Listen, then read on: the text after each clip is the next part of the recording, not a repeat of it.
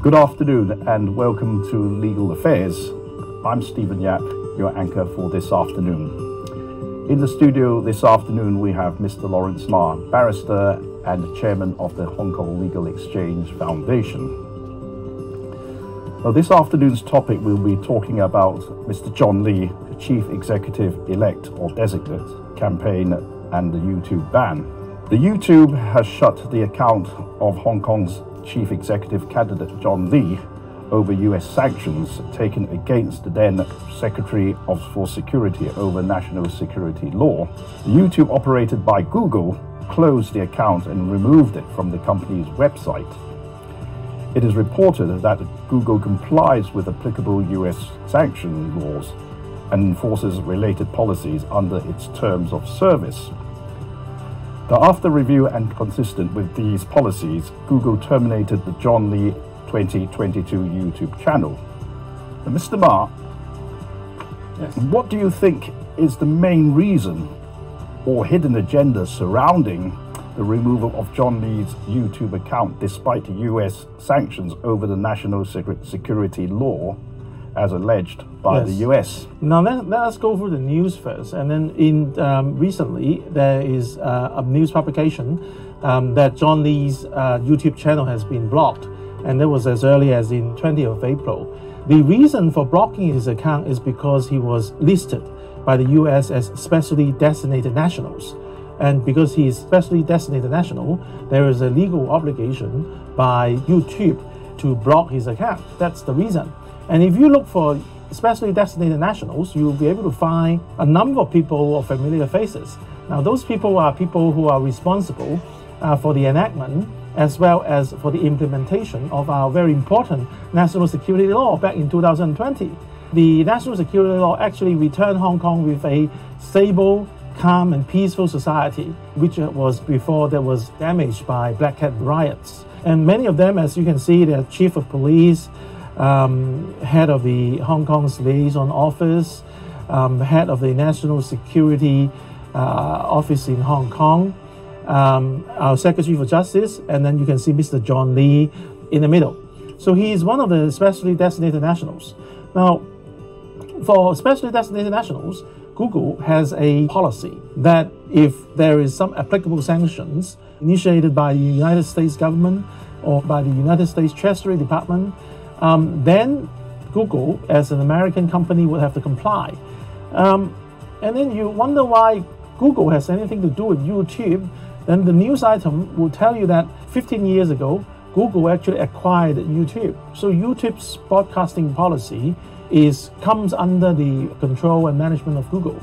So if Google has a policy before to comply with US sanctions, YouTube would have to follow suit. But that being said, your question is, why would the Google ban John Lee? That is a national security reason. Google was actually funded by the spy agency, the CIA, as we all know. Why do you think that CIA would be interested in Google? If you understand, because development of the World Wide Web, there's a lot of information for us. As general users, we would want to pick information and use it for personal and private purposes. But for the CIA, as well as the NSA, which is the National Security Agency of the United States, they started a program back in 1995 because they understand that the World Wide Web has a lot of information. What we wanted to use is different from their perspective. The CIA and the NSA wanted to track down people. What they did is back in 1995, they recruit people from the Stanford University and run a program. These are computer genius. These computer genius include two people. One is called Sergey Brin and the other Larry Page. Now, these two persons are the founders of Google because they received, the founders of Google, they received a grant from the CIA and NSA, and then they created Google. And then the whole purpose of creating Google for the CIA is that the CIA would be able to efficiently track individual users and identify them.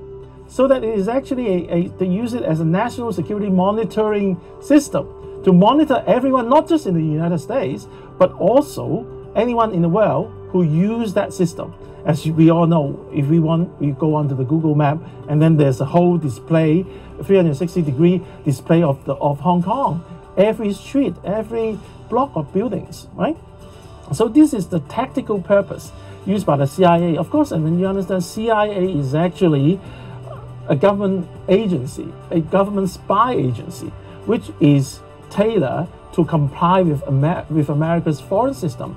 And one of the very secret foreign policy that America has is the China containment theory, which they deny. The China containment theory has a number of fronts, and the media front is a front that they deploy, that they want to use Google, they want to use YouTube, and all this to, for example, initiate a color revolution. For example, in Egypt, they initiated calling for people on Google to access the Facebook, and then they would be able to make up a strike to overthrow the government. That's exactly what happened in Egypt.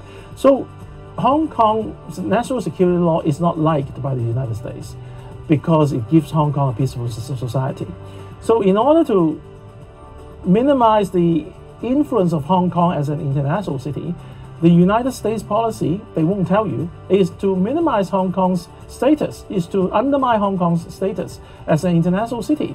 So to do that, the first thing is to undermine the chief executive's prominence, to make sure people don't know about him, people don't know about Hong Kong, so Hong Kong would probably disappear on the face of the world on an information perspective.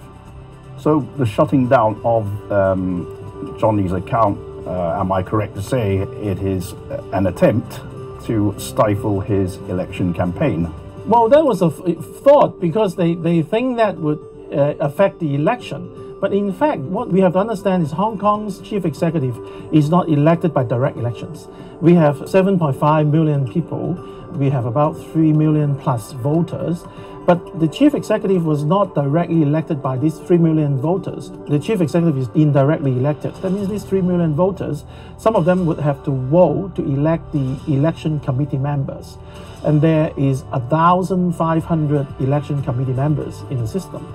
And these 1,500 election committee members would be responsible to elect the chief executive. And these 1,500 election committee members, they do not get the news from YouTube. They get the news from Hong Kong televisions, newspapers, radios, and all this. So without watching YouTube, it would not affect at all their decision in who to elect and how to elect. But what is important is because of this ban, Hong Kong's people in the world, in other parts of the world, would not be able to know via YouTube what John Lee wants to say. So it is actually an infringement of the long-established freedom of information principles promoted by the United Nations, because people in the world would have a right to know about what happened in Hong Kong, what is Hong Kong's public policy, what is John Lee's policy going to be, how is it going to affect their interaction with Hong Kong. Would they still want to trade with Hong Kong? Would they still want to come to Hong Kong? What is the residence requirement? Would they still want to deal with Hong Kong? So they would want to know about this policy, and YouTube is now blocking them. So it is actually an action that undermines freedom, the principle of freedom of information of the United Nations. Mr. Ma, as you're a member of the election committee representing the legal sector, have you read John Lee's policy concerning the law? Yes. He was wanting to promote Hong Kong as a international or Asian dispute resolution center. That has always been the plan. He is carrying on with that plan. But the problem is we are still stuck with reciprocal recognition of judgments between mainland China and Hong Kong. So this is very, very important, because in order to nurture Hong Kong to be an international or even Asian dispute resolution center, you want foreigners to come to Hong Kong as a place of dispute resolution, so that when Hong Kong has an arbitration or a judgment, that judgment or arbitration award can be enforced back in the mainland China, right? So if our judgment cannot be enforced in the mainland China, because currently there's a lot of hurdles, then it would lessen the attractions that Hong Kong might otherwise have, to attract foreigners to come to Hong Kong to have their dispute dealt with in Hong Kong and enforced in the mainland China. If Hong Kong has completed the system of reciprocal recognition of judgment with mainland China litigants would be able to come to Hong Kong to enforce their judgments, and probably also via Hong Kong's judgment to enforce that Hong Kong judgment elsewhere in the world.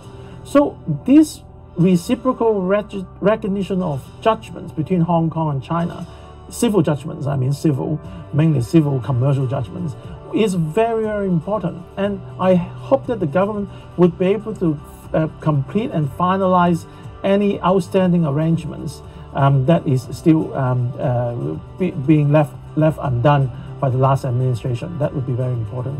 So you think that there would be a move towards more reciprocal enforcement of judgments here in Hong Kong?